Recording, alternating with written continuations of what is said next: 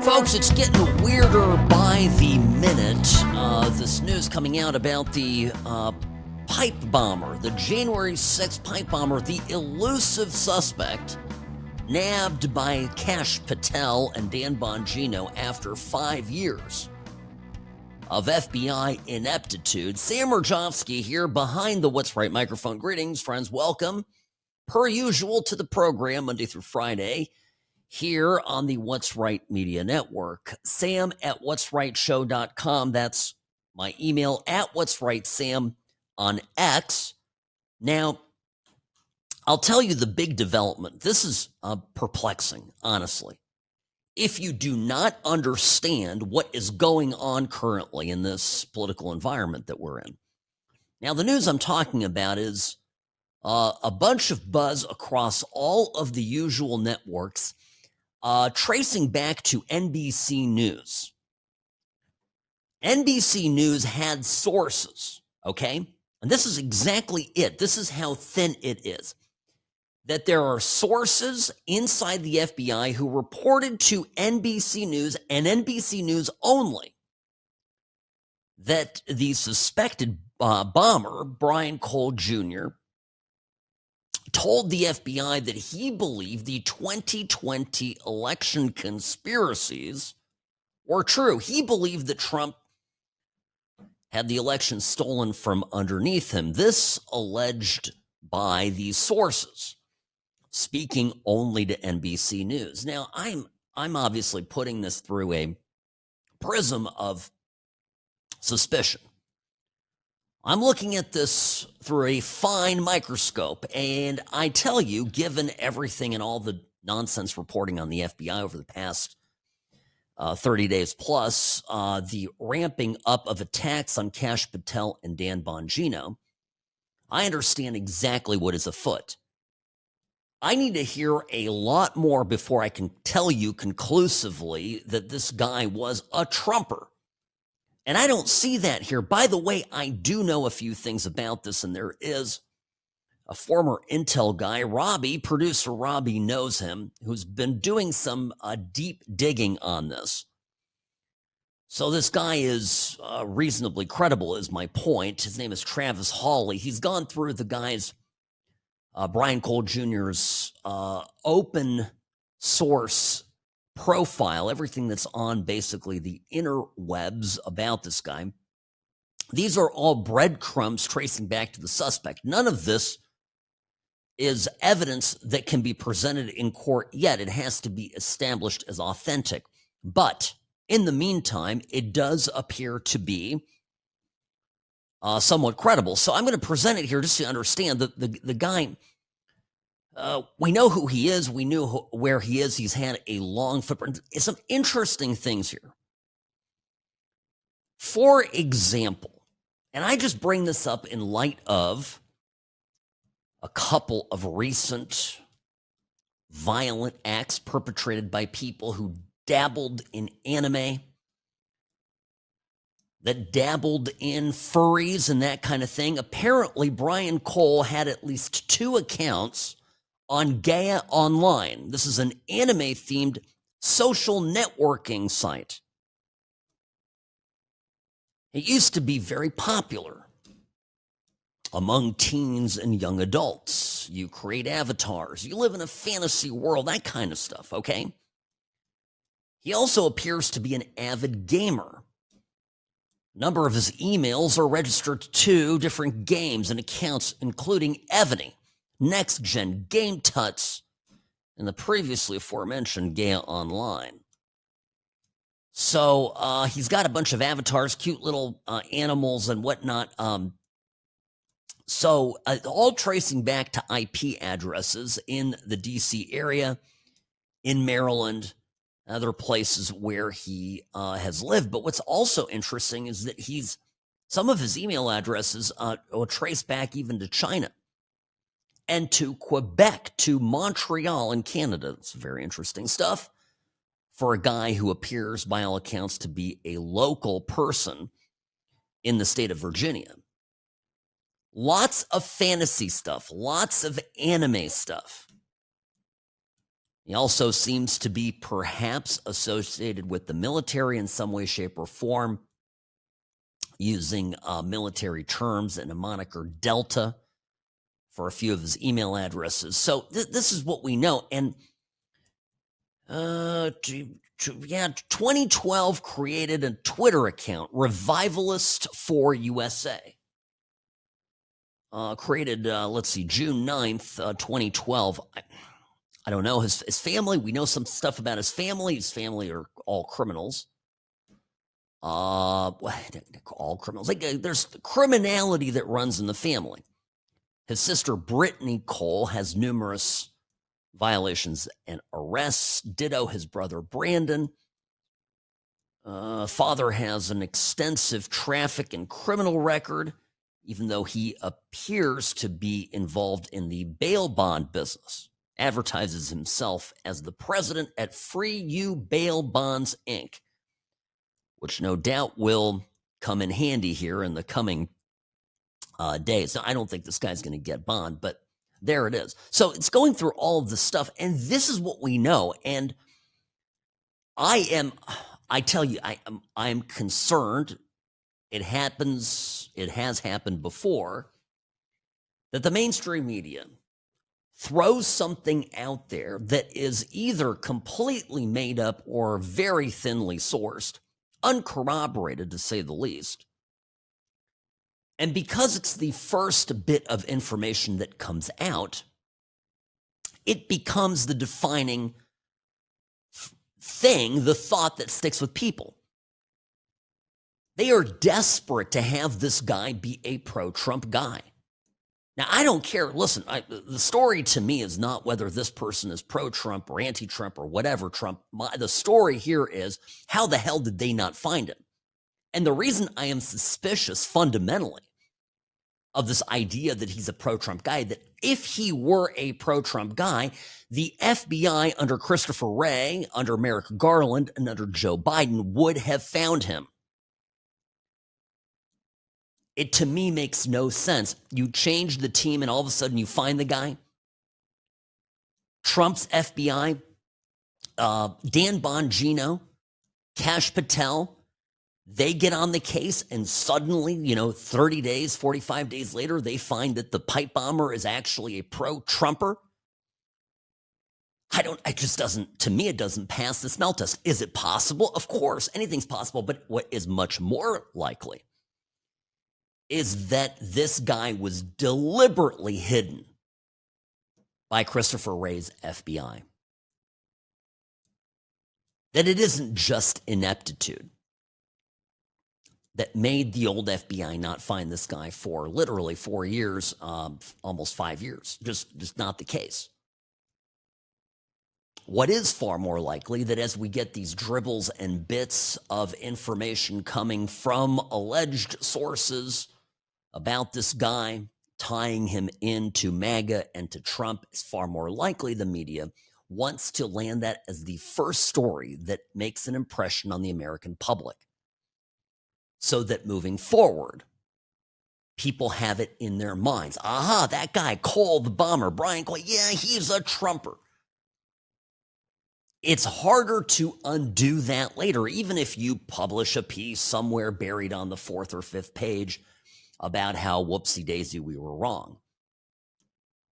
And that is why every outlet that is liberal, left-wing, hates Trump, is piling on this single statement that NBC has a source saying that this is what this guy Cole says. We may find out more. I mean, we may find out it's true, but my point is, I am suspicious of it until we have far more evidence. I mean, this is what, what is the percentage of people? What is the percentage of people that believes that Tyler Robinson was a Trumper? It's not. Tyler Robinson is Charlie Kirk's alleged assassin. They just did a research on it. They did a study on this. They released this on Wednesday. 27.5% of people have no knowledge of what Robinson's political ideology is. Less than a quarter identified him as left-wing. Only 22%.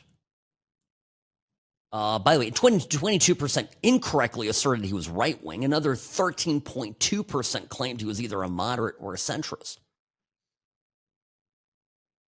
Now, who is he? He's a pro-Palestine leftist.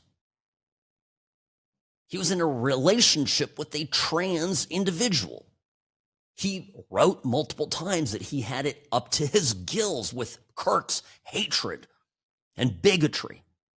Multiple family members came forward and confirmed that Tyler Robinson had leftist political leanings. None of that you're going to find in the mainstream media, and it has shaped, even though that new information came out, it has absolutely shaped and ingrained itself, the lie, the original lie put out there by the mainstream media, into public consciousness. The media did the same thing with Thomas Crooks, Trump's would-be assassin, if you will recall. Sam Mirejovsky here behind the What's Right microphone. Back in a moment. Don't go anywhere. More of the What's Right show up next. I'm the best. Personal injury law has been the same for a long time. The best. Big egos, greed, and sleazy schemes. We've had enough. Welcome to Sam and Ash, the new standard for personal injury law, where things are done the right way, because you deserve a team that delivers real support and results. When you have both, your whole world can change. Sam and Ash Injury Law, because you deserve what's right. Folks, I tell you that I, Sam Mirejovsky, host of the What's Right show, am rarely wrong and always right. And one of the things that I am always right about is that you should never handle your injury case on your own. It's not a DIY project. Why? Number one, it's an insane amount of work. Simple rear end accident, somebody hurts you. The paperwork is off the charts. They will call you. They will email you. They will write you letters. They will even text you. And what do you've got going on? Everything. You've got your life. You've got work. You've got your kids. You've got responsibilities. And what happens is things don't get done right. And even when they do, they still get done in a way that isn't exactly correct because you don't know what you're doing. Which takes me to the second point. Insurance companies know more about what they're doing than you do, by definition. Don't fall into the trap, because you're a competent person, you know how to handle things, that you're just going to take care of it on your own. Oh, I'll look it up in ChatGPT. I'll look it up in Grok. Don't do that. People get hosed every day, every week, every year. I talk to them here at Sam and Ash Injury Law. They call me up and say, Sam, I've been working with them, and here's where I'm at, and I'm upside down. It's going to cost me $3,000 to get out of this. I have the money, but I don't think that's right. Of course it's not right. It's messed up. It's not okay.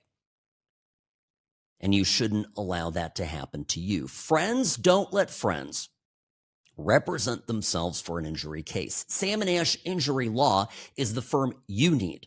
Personal service, aggressive representation, and nice people in the office to talk to that handle everything on your behalf so you don't have to. Sam and Ash Injury Law. 1-800-304-2000. 1-800-304-2000. That's the number to call whether you're in California or Nevada. Offices in both states. We will take care of you. 1-800-304-2000.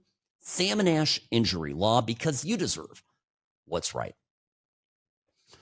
All right, folks, I got to tell you, the reporting on this story, on this pipe bombing story, is very suspicious to me.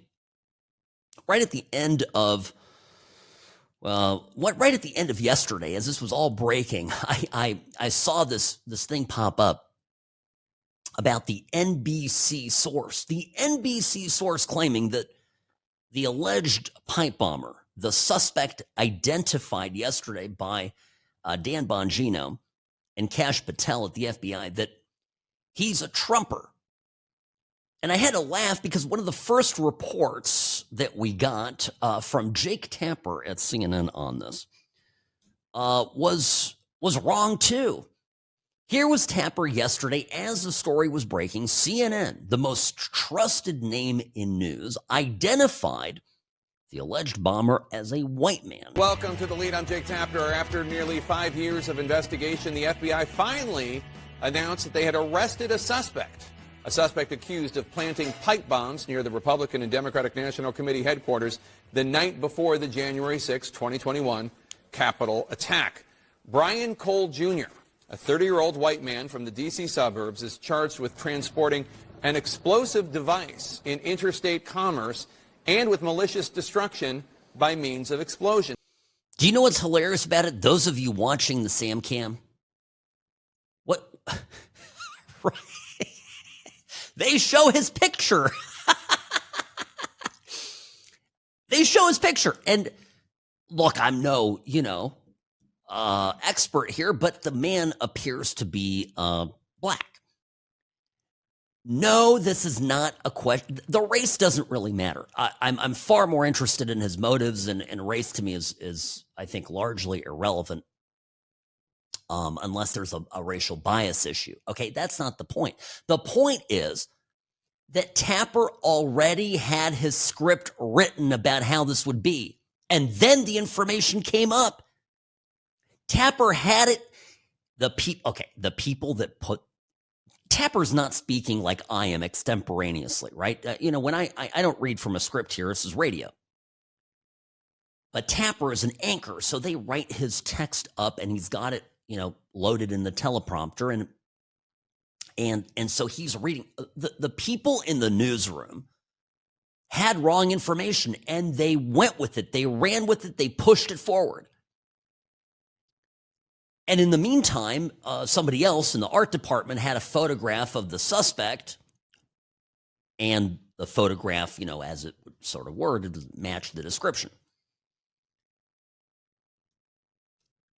Now, why? Can I ask another question? Why would it even matter to Jake Tapper and his team for his show? Why would it even matter to them at this stage what his race is? Why are they rushing to report the race? Again, what does it have to do with his motives if the guy is black or white? I'm actually annoyed by that. These are the people constantly demeaning us, calling us racist, etc., bigots, right? And yet they're the most race-obsessed of them all. It's a white man. Aha! We got him. I don't know. The guy had an anime account. That's all we know about him. He comes from a family of criminals. This is still very, very limited in what we know about this. Running off with the race thing. So anyway, and by the way, they've been obsessed about this guy being white from go. This is 2 years ago. This is Mehdi Hassan talking to some other journalist. Mehdi Hassan is one of my least favorite media figures. He's always talking about himself being a maligned Muslim. And so here he's grousing with a black journalist about how racist things are and that the FBI has not been able to find this guy because the guy is white. Listen. Jelani, you're a black man. I'm a Muslim. When you consider how black criminals and Muslim terrorists are treated, both by the legal system and by the media, and yet the January 6th pipe bomber who laid explosives in front of the RNC and DNC headquarters still walks free. We just learned today that then Vice President-elect Harris was inside the DNC when the bomb was found there. We still don't take domestic terrorism of the far-right white variety seriously in this country, do we? No, we don't. We've seen this since the Obama administration, where they pointed out that there was this rise of white nationalist terror. Nuts. Absolutely crazy. By the way, they're showing video. They're showing the surveillance footage. The guy has a hoodie on. The guy is masked. The suspect. He's wearing gloves. But the implication is that they can't. The FBI isn't catching him because he's white. Meanwhile, these people are completely ignorant to the fact that the FBI has been running around the country arresting everybody's grandma that showed up at the Capitol to walk around. Those grandmas, by the way, a lot of them were white. That's why this whole thing to me reeks. It reeks, and I cannot wait to find out more. Sam Mirejovsky here, behind the What's Right microphone, back in a jiff.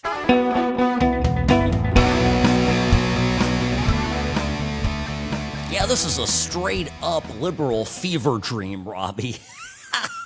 Sam Mirejovsky here, behind the What's Right microphone. Friends, I am Nevada's favorite recovering Californian. Great to be here with you. I am analyzing every crumb, every little speck of information dribbling out about this January 6th pipe bomber, this alleged perp.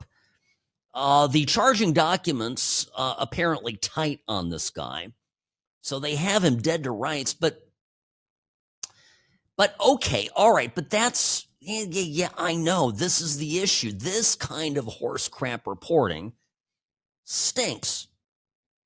MS Now, in their report on this piece, wrote this. It's a one single line that has now been spread all over the news, the mainstream news reporting. And it reads this, quote, Cole, this is the suspect, told the FBI he supported Donald Trump and leaned toward anarchist ideologies.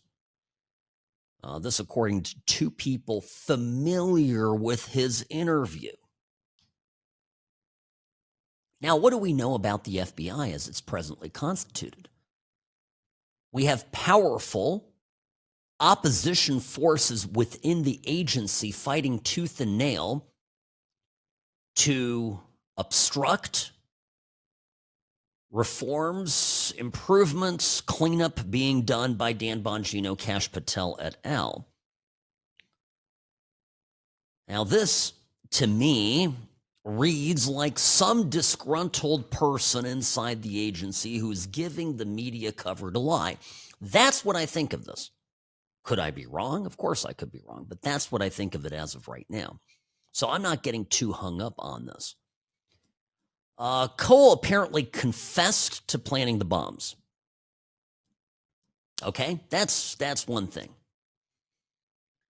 Now, do I think he could be an anarchist? Sure. But I don't think. But Robbie, I have a question for you. No, serious question. How many anarchists do you know that support Big Daddy Trump? Well, Trump is like, what is Trump's brand? If you take all the hate away from it and you just look at it, you analyze it straight up.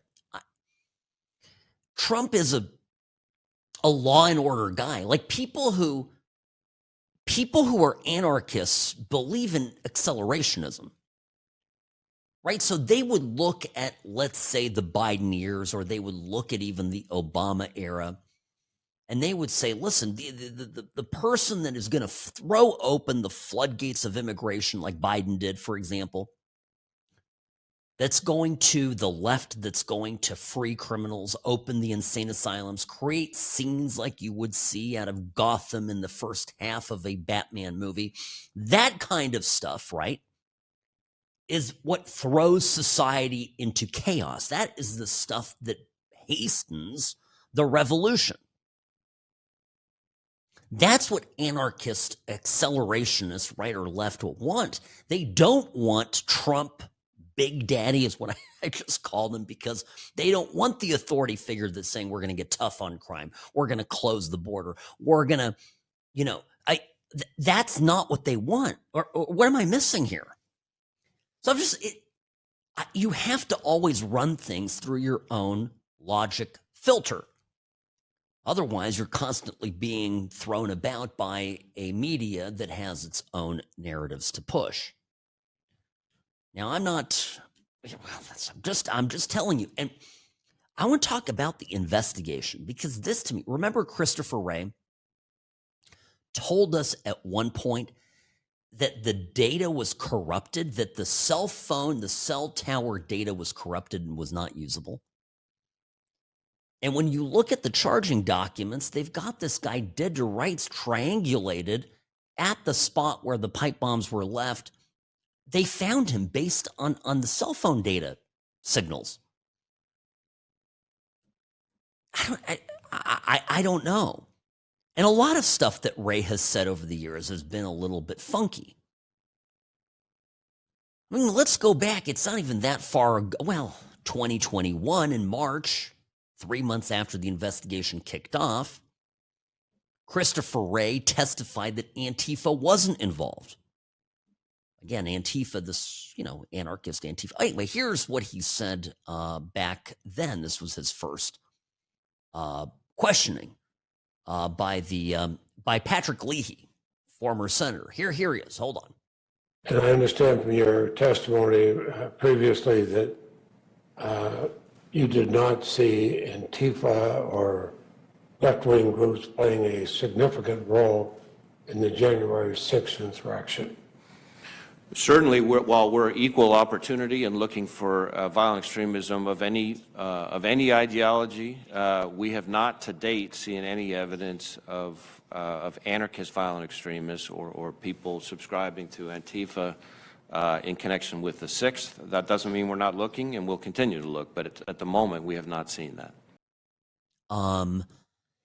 Okay, so there are no extremists. They're not looking for an extremist.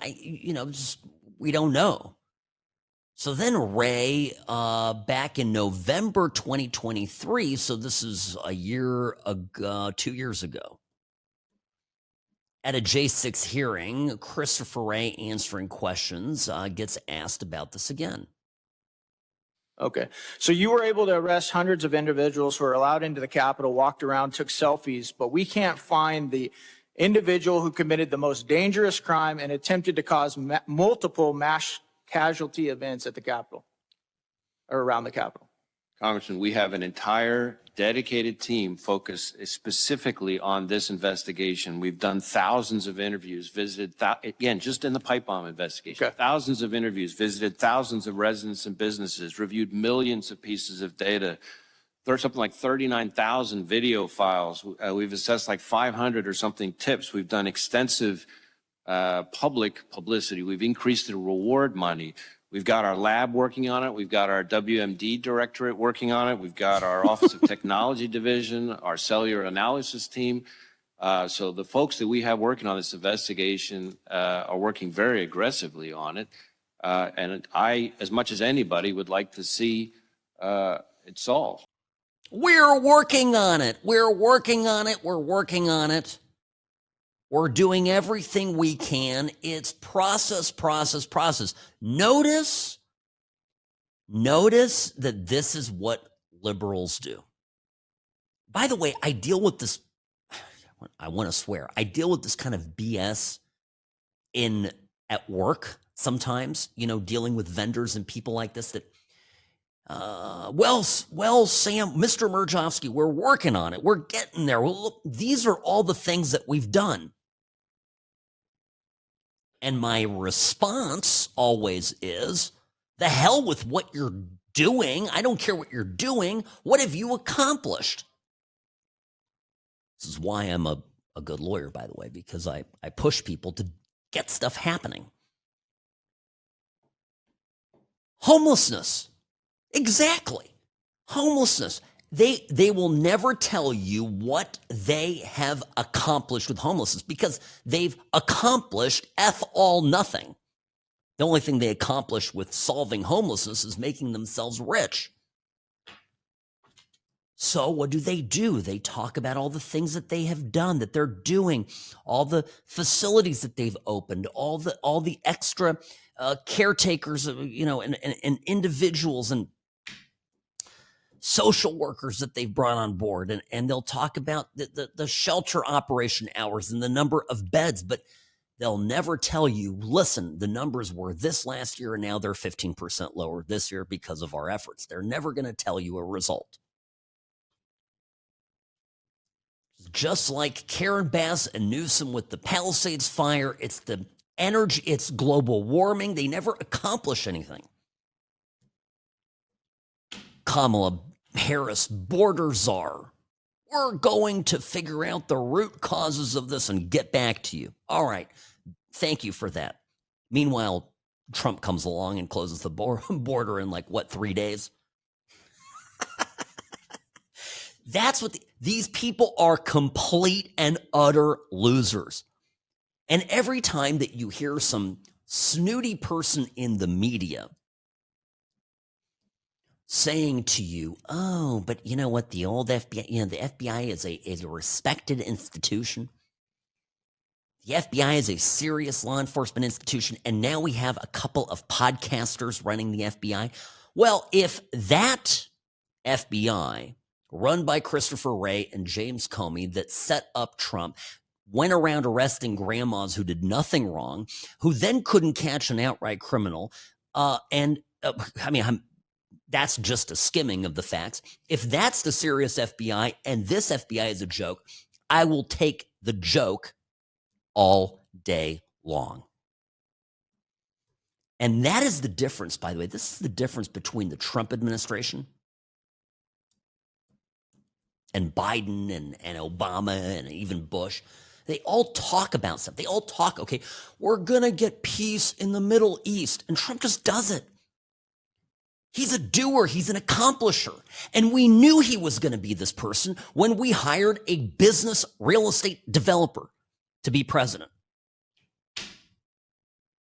Unlike Obama, who was a freaking constitutional law professor and community activist. Total flippin' bozo. Sam Mirejovsky behind the What's Right microphone. Back in a moment.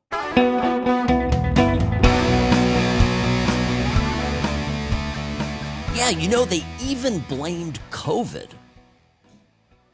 They blamed COVID. They said COVID was the reason that the pipe bombing case wasn't moving as quickly as it should. Yeah, that's pretty funny. Sam Mirejovsky here, making radio great again, Monday through Friday here on the What's Right Media Network. Now, I have to tell you something. This is from testimony. Where was this?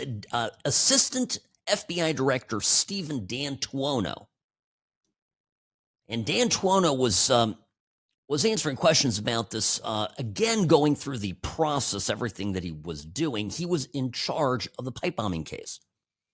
And he was in charge of it for roughly the first 2 years of the investigation. So this is a guy who didn't get it done for 2 years.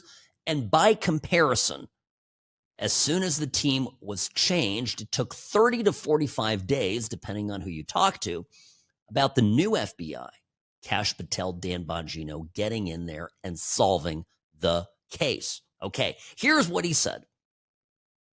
We've done over 900 interviews. In this investigation alone, there's 39,000 videos that has been hours reviewing just on the pipe bomb investigation we're talking about, and over 400 leads, tips that the public have given to us. We follow it all. That's what we're doing on this investigation because it is a top priority for us. So we've seen the videos, the hooded sweatshirt, the face mask, the backpack, the Nike shoes. Are you surprised that none of this has yielded the tip that brought this forward? In prior COVID times, in any neighborhood, I think, in the country, if you saw an individual hooded, masked, glasses, gloves on, it would have been a red flag for any individual walking around that day. In this case, it wasn't, because of the environment that we were living in during COVID times. Well, one of the things we wonder is why the bombs didn't go off. The bombs could have gone off. They just did not go off. In this area where the bombs were placed, if they did go off, they could have caused some serious harm or death.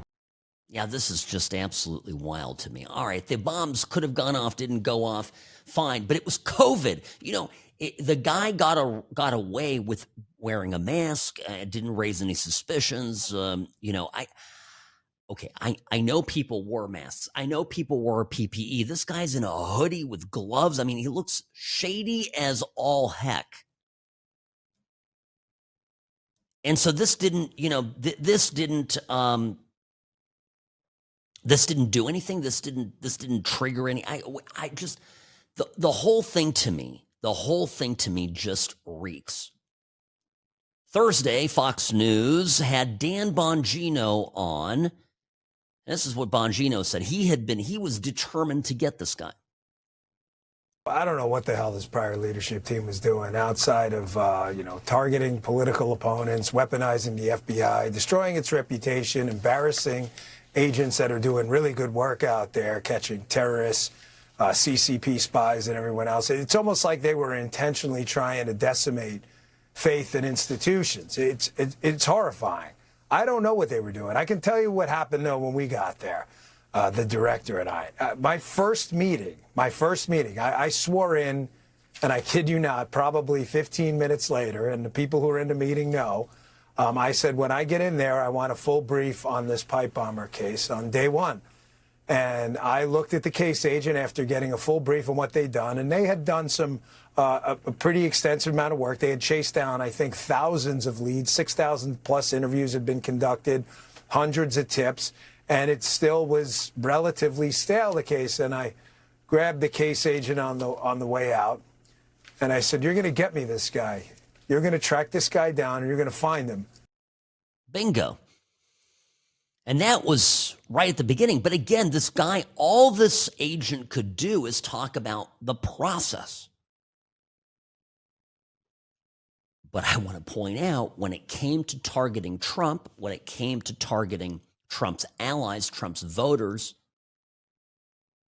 ordinary Americans that showed up on January 6th who didn't do anything violent, who didn't break anything, who just strolled around, many who didn't even enter the Capitol building, all of them were chased down.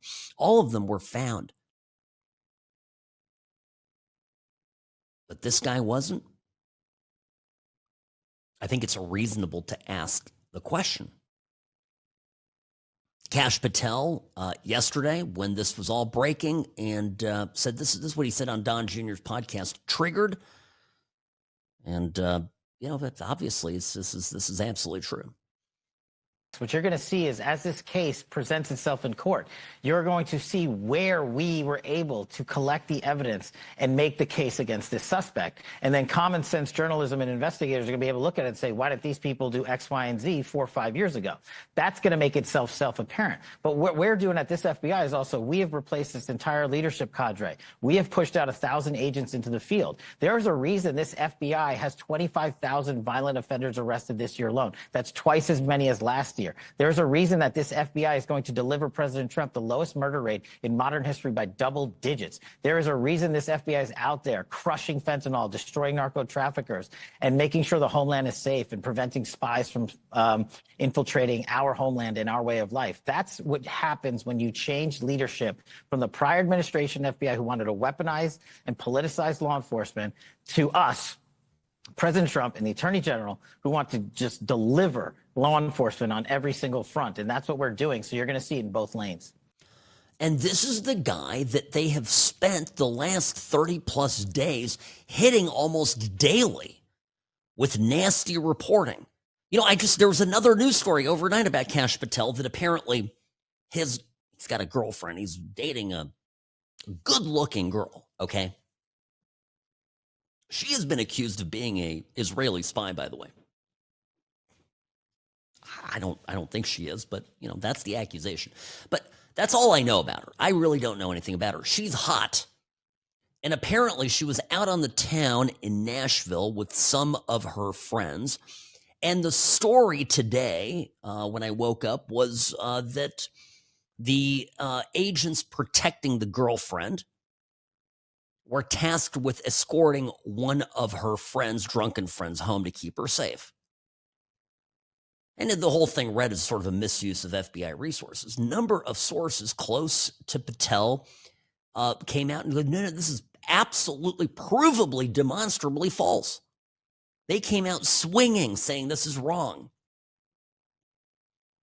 And I don't believe anything anymore from the media. This is sad. It could be a true story.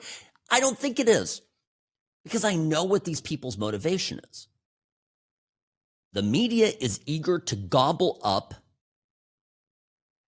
without question, without review, bad stories about this information. And the people inside the FBI who are shaking literally in their boots as Kash Patel and Dan Bongino are cleaning up the messes that they have put in place. And I'm telling you, some of these people, this isn't just negligence. They will have criminal liability. So there are huge implications for some of these agents, some of the things that they have done.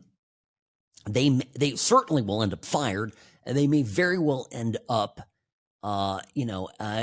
getting hauled in front of a grand jury. So they are desperate to stop it.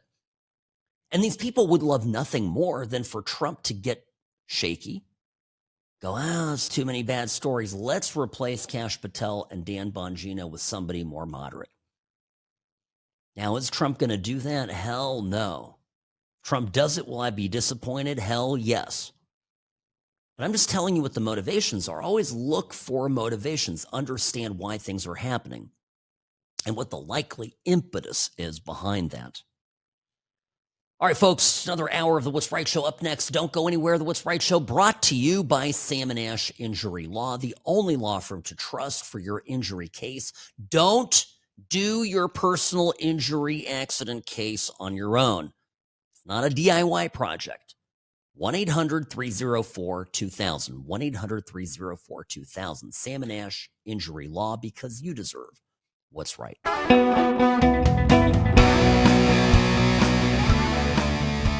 Everywhere I go, folks, I talk to people whose family has been affected by fentanyl, by drug overdoses that are sweeping the country. And this is why I really am befuddled by what the hell the Democrats are doing on the subject. Such a 70-30 issue, and they're fumbling the ball with it, or are they? Sam Mirejovsky here, Nevada's favorite recovering Californian, the What's Right Show, brought to you by Sam & Ash Injury Law. This entire story about the narco boats getting double tapped by Pete Hegseth is fizzling out faster than you can say Hugo Chavez. Well, Chavez is dead. Nicolas Maduro. Maduro, by the way, did you see the latest? Maduro, boy, this guy he's a dead man walking. Is that fair to say? Imagine you're a tin pot dictator, and the United States of America has landed its fleet basically on your doorstep. Its not entire, but a significant naval presence, 200 miles or less offshore. They're operating aircraft literally on your coast. Your whole thing is crumbling. You've got a strong opposition ready to take power. All this stuff, right? It's all there, and the signs, the smoke signals are in place. And Maduro is negotiating. He wants $200 million, and he wants safe passage for himself and I think 100 of his top people. I mean, imagine you got a jockey for who's going to be on that list. You know, it's like the naughty or nice list. It's literally Santa's list. It's the holidays. So Maduro's assembling a list of people he wants to save. No doubt Hollywood is going to make a movie about this. It's going to be the new Schindler's List, Robbie. It's going to be Maduro's list. And he's going to be checking it twice to see if you've been a naughty or nice communist. And those are the people that he wants to get safe passage. He wanted it to be somewhere in the Western Hemisphere. And that was the deal breaker, apparently, for Trump.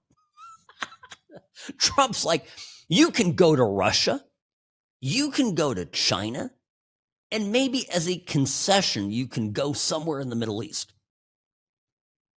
Gaza Strip. I think Qatar is where they mentioned.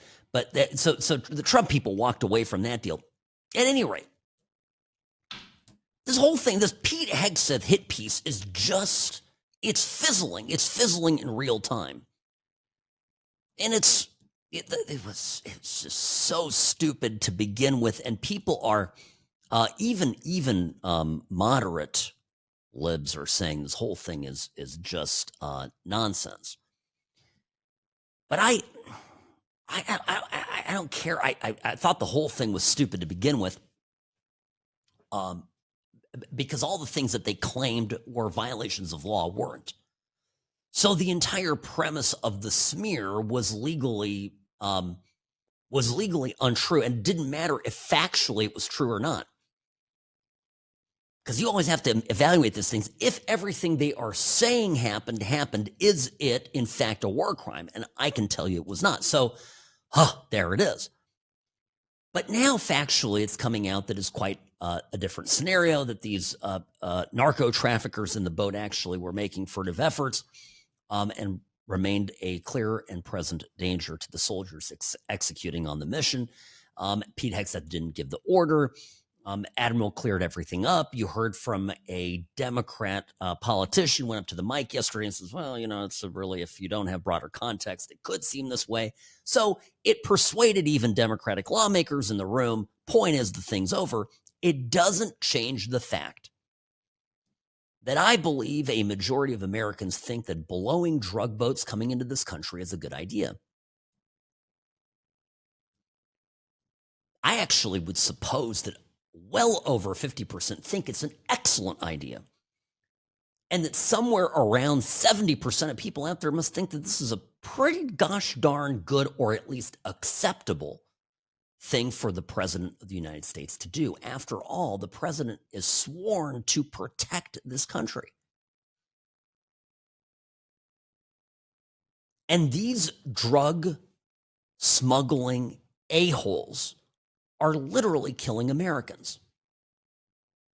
When I think of what I want a president to do, preventing foreigners from killing Americans is pretty high up on that top of my list. I look on the job responsibilities by President of the United States. Okay, keep us safe from enemies, foreign and domestic. Maybe it's not personal for a lot of these people in the media. Maybe they're too far removed from it. But the thing about fentanyl is no one's removed from it. No one's removed from it. When I was a kid, if you went to a party and you smoked some weed, or maybe, gosh forbid, you found some coke somewhere or some hard drugs and you did it, you'd feel good or maybe not so good. Maybe there was a little rat poison and got very sick. Some people would die back in the day, for sure. But the trace amounts of fentanyl that are added to drugs out there in the marketplace are immediately fatal. And particularly to young, vulnerable people who don't have any tolerance built up. So that's the thing, right? That my point is that I have to have conversations with my kids, as you have had to have with yours, saying, hey, I'm not here to be a killjoy, but at a party, you literally cannot take anything. You can't trust anything. It's not just weed. It could kill you. And Sherry and I are very, I'm not going to tell you this is how you do it in your house. I don't want to do that with this. This is just very personal to our family. But I give the advice that I give my kids into categories. So I tell them, these are the things that you absolutely shouldn't do. And I always will explain why. Taking a drug at a party because of this fentanyl epidemic is at the top of the list. Do not do it. Because there's a lot of stupid decisions that you probably have a pretty good chance of coming back from. But this one isn't one of them. And then let's look at what it's doing to our cities. Let's look here in Las Vegas. You come downtown. Unfortunately, I see it from time to time. Our street where the office is very nice.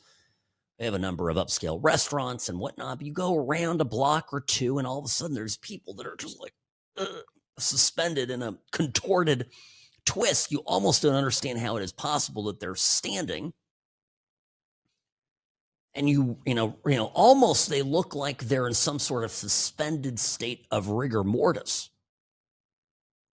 And these people are bombed out of their minds. We are allowing these drug traffickers to destroy our country.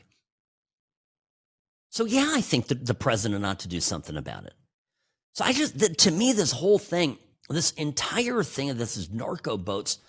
I gotta believe that while the media is pushing this narrative that this is awful and this is suspending, this is a constitutional violation. Again, it's not, but that it's this illegal thing and that this is just a terrible thing and that Trump is a war criminal and everybody who works underneath him is a war criminal.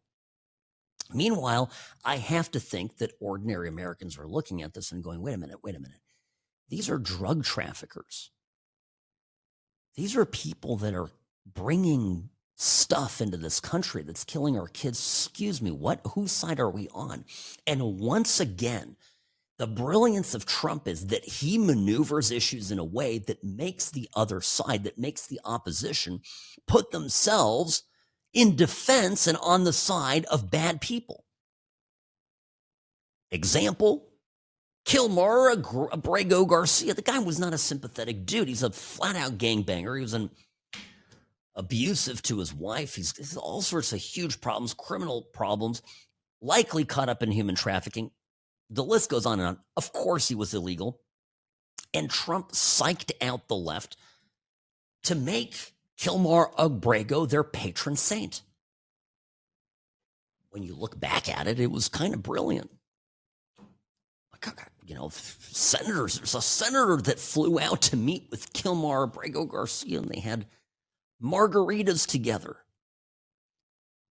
Some political liability. Gosh, my goodness. But again, Trump gets them to do this. So I think that this in the long run is going to be a problem. And by the way, Democrats didn't always used to be soft on crime. They didn't always used to be soft on drugs. They've just let themselves get into this position because their base is more and more radical, and they're motivated by a hatred of Donald J. Trump. Trump derangement syndrome is sinking the Democrat boats faster than anything Pete Hegseth could ever do. Sam Mirejovsky here behind the What's Right microphone. Folks, I'll be back in just a moment. The Sam and Ash team, they wanted me to have the best care. They had my interests at heart. I have an enormous amount of gratitude. I cannot say enough thank you.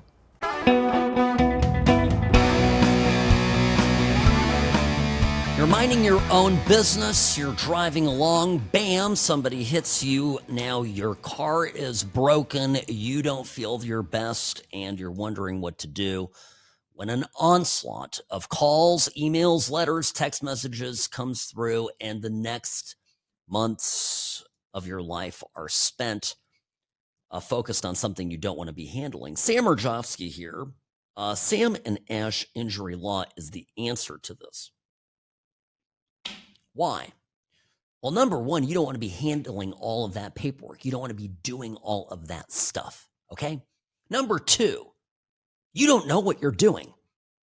And the insurance company, believe me, will take advantage of that fact. They are hyper aware of every trick they can use to save themselves money. And every dollar that they save is income and profit for them. It's how this thing works. And yes, they're motivated by that. Yes, insurance adjusters get bonused every year based on how much money they save. Read, they get bonused on the money that they don't pay you, which is why the most common thing I hear when people call in after handling cases forever on their own is, oh my gosh, I'm going to be upside down on this. I just wanted to be fair with the other side. I just wanted to tell them, hey, I just palms up. I just wanted, if I'm going to do right by them, if I just go with them with my receipts, they're going to pay me. Not true. Got a call just the other day from a client, who was upside down because of the accident, over $6,000. That's a lot of money. Don't be that person. Sam and Ash Injury Law, the only law firm to trust for your injury case. 1-800-304-2000. That's the number for both the Las Vegas and the Newport Beach office, California, Nevada. That's the number to call. 1-800-304-2000. Sam and Ash Law, spelled out, samandashlaw.com, because you deserve what's right. Once upon a time, friends, once upon a time, Joe Biden called on President Bush, George H.W. Bush, to do more on the war on drugs. This was a public address long before Joe Biden was senile. Have a listen to this 1989 blast from the past. Every president for the past 2 decades, Democrat and Republican alike, has declared war on drugs. And each of them has lost that war and lost it miserably. They lost because they attempted to deal with only part of the drug problem. They lost because their initiatives were pulled apart by bureaucratic squabbling among their advisors. They lost because they always did too little and they did it too late. We don't oppose the president's plan. All we want to do is strengthen it. We don't doubt his resolve. All we want to do is stiffen it. The trouble is that the president's proposals are not big enough to deal with the problem. We think we should do more to stem the flow of drugs across our borders, and we think we should go one step further. Let's go after the drug lords where they live, with an international strike force. There must be no safe haven for these narco-terrorists, and they must know it. We have to lock up the dealers for a long, long time, and we have to attack the source from which the drugs come. And we have to do that not a piece at a time, but all at once. And we have to do it now. And there's not any reason why we can't do that. We have the power, we have the money, and we have the knowledge. You know, where is this Democratic Party? Where are they? Right? Where are these people? I mean, if you are a former Democrat, and many of you are, and I get your emails, I hear from you, I hear you, you're out there. This was the Democratic Party that left you, not the other way around. The Democratic Party today is hand-wringing over what? The Pentagon going in and blowing up drug trafficking boats? Are you kidding me? And the anatomy of a smear. This whole thing orchestrated to discredit Pete Hegseth again, to get Pete Hegseth to be fired, because that's what they want. They want Trump to weaken, to feel that his people are dragging his administration down and thereby persuading him or letting others around Trump be persuaded, people like Susie Wiles, that maybe Hegseth and Patel and Bongino are liabilities. The more negative reporting you hear about people inside Trump's administration, the likelier it is that they are directly over the target. And the target is what? The target is the deep state. And the frantic efforts within the deep state at self-preservation. I don't think it's going to be successful, quite frankly. Tom Cotton, congressman from Arkansas, says the Washington Post owes Admiral Mitch Bradley an apology. This is the admiral that was responsible for the order.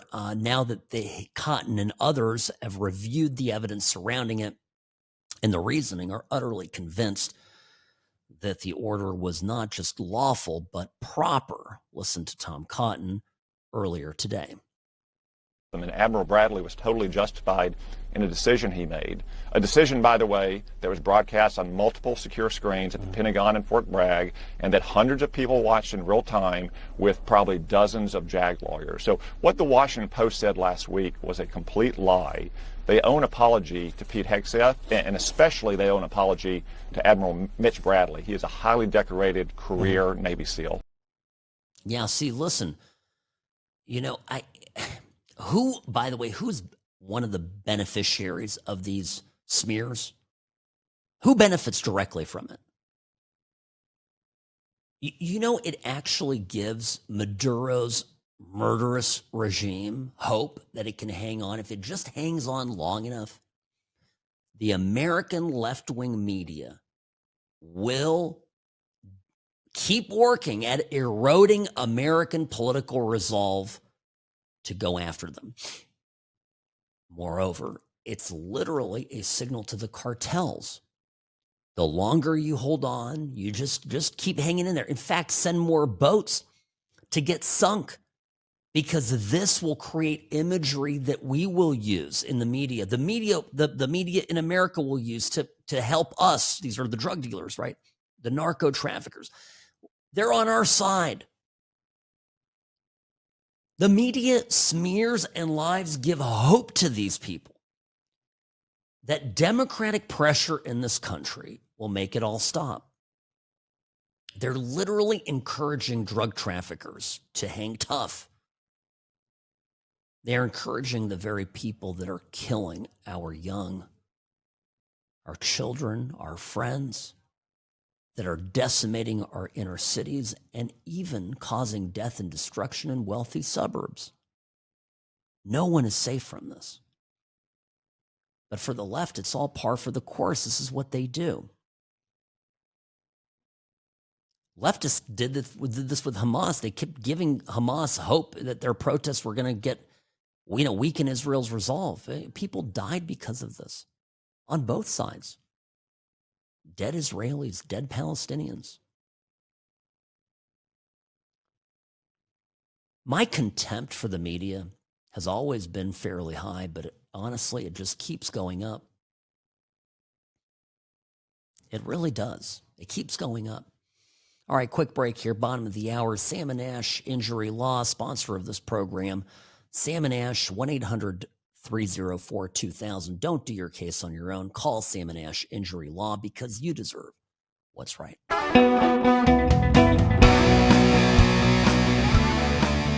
Yeah, I got a lot of positive feedback yesterday for my hit on Steve Gruber. Well, I was on Steve Gruber's show, Real America's Voice, talking about the Minnesota fiasco. And I keep telling you, the fraud, it's not just that there was this massive fraud. The issue here is that it had political cover from the governor on down. That's the story. Sam Mirejovsky here behind the What's Right microphone.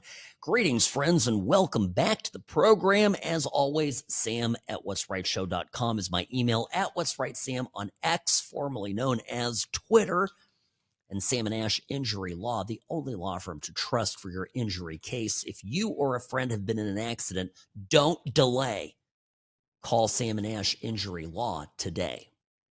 1-800-304-2000, because you deserve what's right. All right. I played this clip yesterday. I'm going to play it again because this is Ilhan Omar. Remember, the COVID excuse. Last hour, I played the former agent in charge, deputy director of the FBI in charge of the pipe bombing case, is saying, it's tough with COVID. It's tough with COVID. Here is Ilhan Omar, member of the squad, herself a Somali American congresswoman. Here is Ilhan Omar talking about this fraud case. It's too bad. It's the COVID guardrails. COVID guardrails, she says. Can you shed any light on why the fraud got so out of control in Minnesota? I think what happened is that, when you have these kind of new programs that are designed to help people, you're oftentimes relying on third parties to be able to facilitate. And I just think that a lot of the COVID programs that were set up, they were set up so quickly that a lot of the guardrails did not get created. Okay, a lot of guardrails didn't get created. COVID programs set up quickly. Guess what? CBS News just had a piece here that Minnesota officials saw the signs of the massive fraud even before COVID hit. This is the development today. The article states that in July of 2019, Minnesota state officials spotted early signs of fraud that would eventually siphon away more than $1 billion in taxpayer money. But they quickly faced pressure from leaders of the charitable group Feeding Our Future. That is the group that had the meeting with Keith Ellison, the Attorney General of Minnesota. And in that meeting, Ellison references Tim Walz, that he and the governor are on the same page, that they want to protect Feeding Our Future and other entities that were later implicated in this fraud. At any rate, according to CBS News, they quickly faced pressure from leaders of the charitable group to stop asking questions. It started before COVID-19. Well, I'm sick and tired of COVID as an excuse for anything. I'm so over it. I don't want to hear about, well, but COVID happened. COVID. Now, I understand Ilhan Omar, a talented liar, weaves in just enough truth. Ilhan Omar is not entirely wrong. It is absolutely true that, for example, the PPP money, all the financial assistance given to businesses, there was not a lot of oversight when that money was being deployed in the midst of the pandemic. And the reason for it, the directive was given to get the money out. Send the money, ask questions later. Now, people were signing under penalty of perjury, and people have been convicted, certainly, of misusing COVID funds. But it is true that in that era, a lot of money did go out. Basically, you didn't have to provide a lot of documentation. It's really wild stuff. Now, most people with any amount of decency, also most people who don't want to end up in jail, are going to submit legitimate claims if they do so. And those are the people that are not going to go to jail. I also think there's probably so much fraud that there's still many people out there who are getting away with it. And those are the people, incidentally, that the FBI should have been going after, and not grandmas and grandpas at the Capitol building strolling around holding signs that, that said down with the crooked election. But I digress. So this is crazy. By the way, meanwhile, the House Speaker there in Minnesota, who's a Republican, is talking about the spending deficit. There's a huge spending. Of course, it's like California. They're out of money. They keep giving money away. There's fraud running rampant. And it's just, it's wild. It's absolutely wild. Needs to. So here's exactly what was said. This is Lisa DeMuth, the Minnesota House Speaker. With this forecast, what we are actually seeing is the negative effects from those massive changes over regulation and overspending from one-party Democrat control back in 23 and 24. The projected deficit, as we've seen today, is nearly 3 times worse than what we knew and what we expected at the end of session. In 2028 and 2029, we were projected to spend $5.4 billion more than we collect in taxes. I want to repeat that again. We are projected in the years 28 and 29 to spend more than $5.4 billion more than we collect in taxes. And this is even after our Democrat colleagues raised our taxes and fees on all Minnesotans by over $10 billion last year. Taxes went up, deficit went up, spending went up. Every indicator you could possibly have is bad. And it's just par for the course for a state being run by crazy leftists.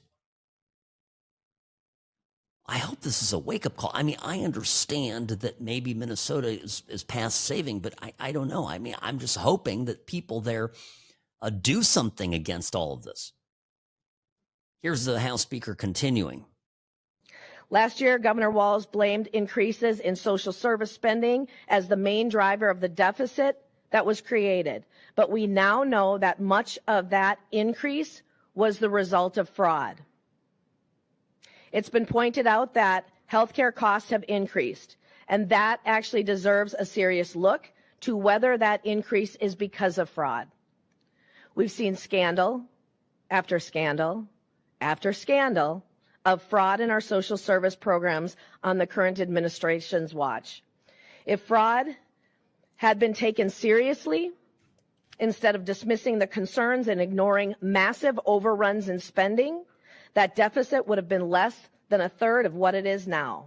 And likewise, if Democrats had budgeted responsibly back in 23 when we had an $18 billion surplus, instead of spending all of that and growing our government by another 40% without putting in those safeguards, we wouldn't be in this position that we're in today. It's absolutely despicable. They had an $18 billion surplus in the state. And now they're upside down. Of course they're upside down.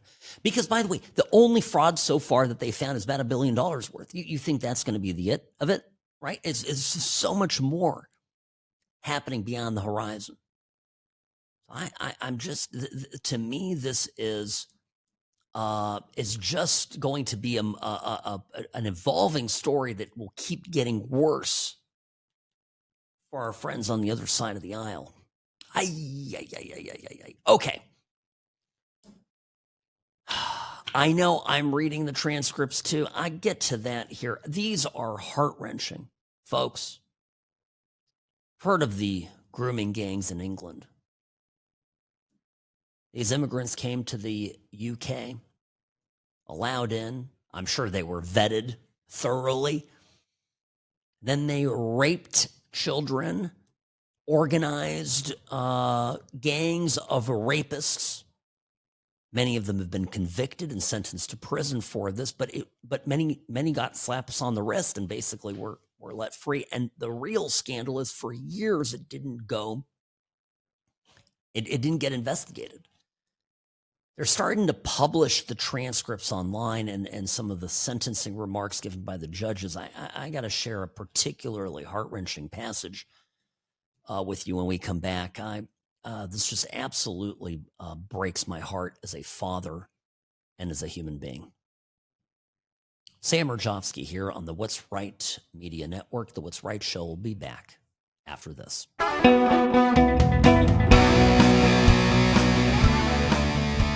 Rarely wrong, always right. Sam Mirejovsky here, Nevada's favorite recovering Californian behind the What's Right microphone. So, this is not a pleasant thing to report.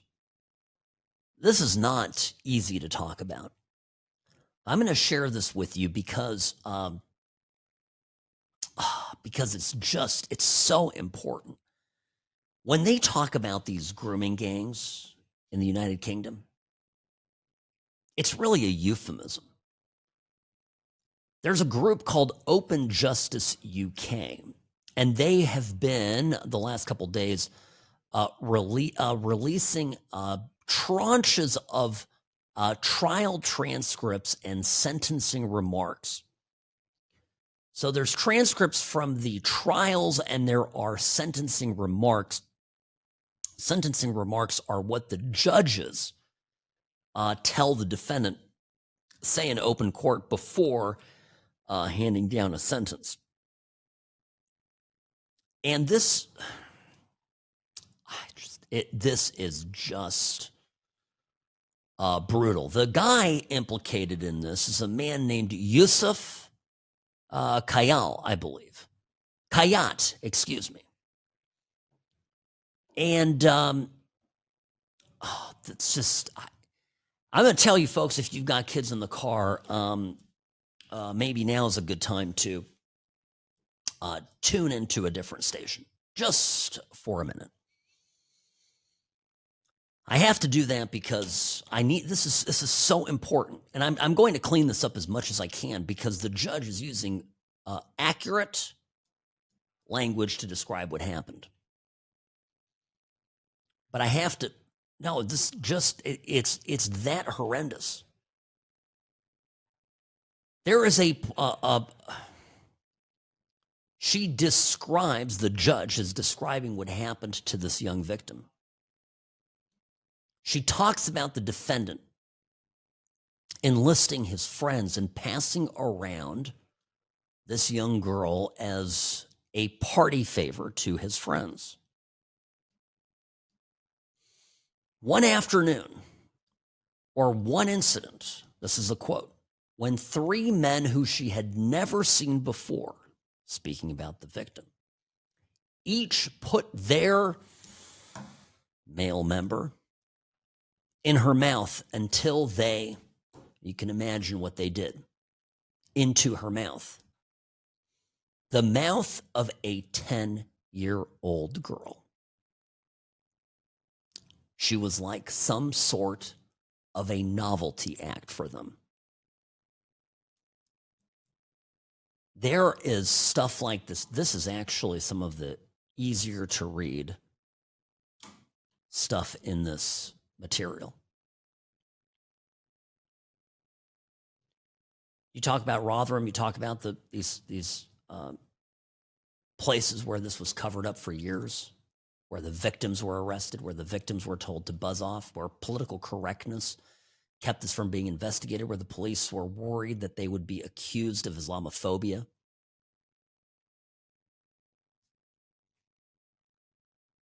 This crime happened 30 years ago. It got ignored. It got covered up. And you want to know what's so heinous about this?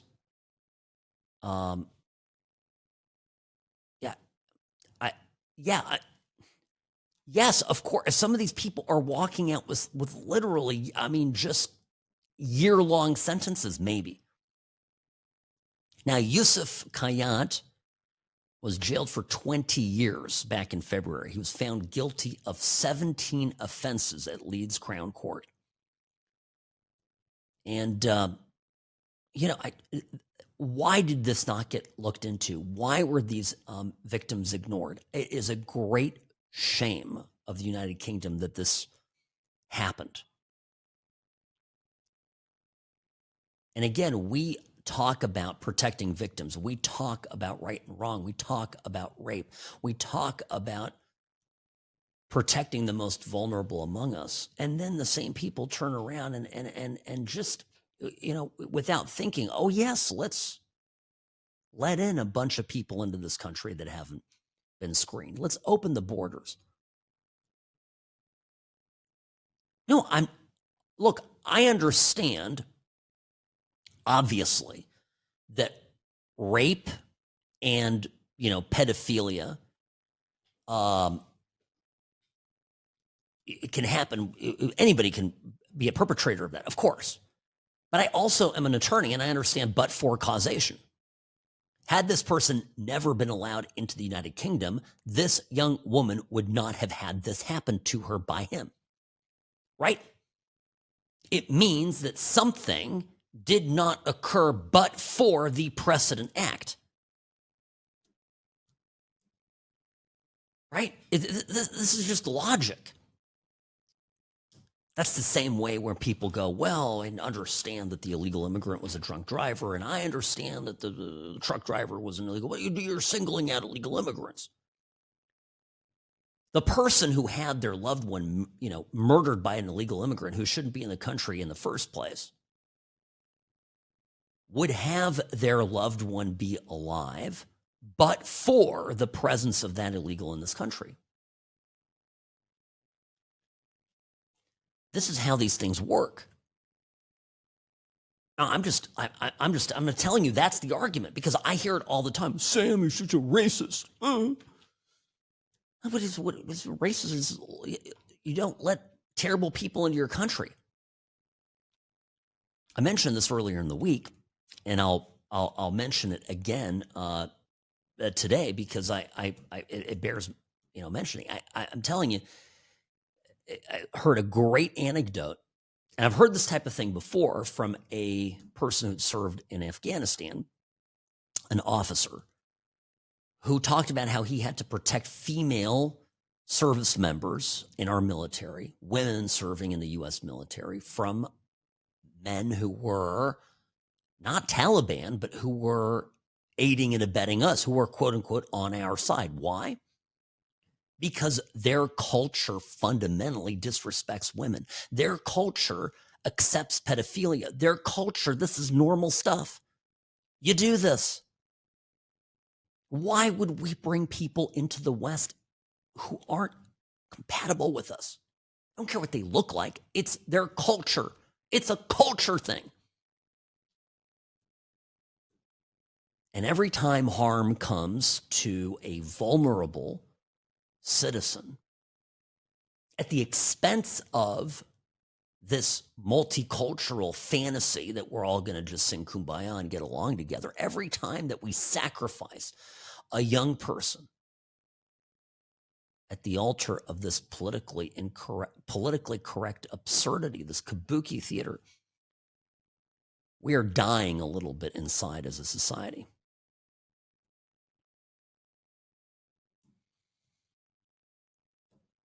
Reading these transcripts as a dad, imagining that something like this could happen to one of my kids. It absolutely broke my heart. It is breaking my heart, and I'm going to spend the weekend going over it again, because I've just this is so important for me to study up on. But it is awful. My partner Ashley handles these sex abuse cases, and they're very difficult cases and horrific cases, right? And she's very good at it. And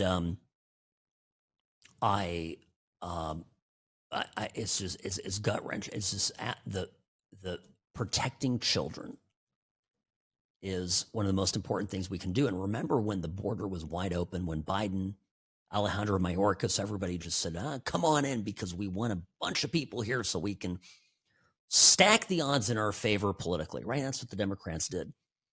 And all of a sudden, hundreds of thousands of kids went missing. Many never to be seen again.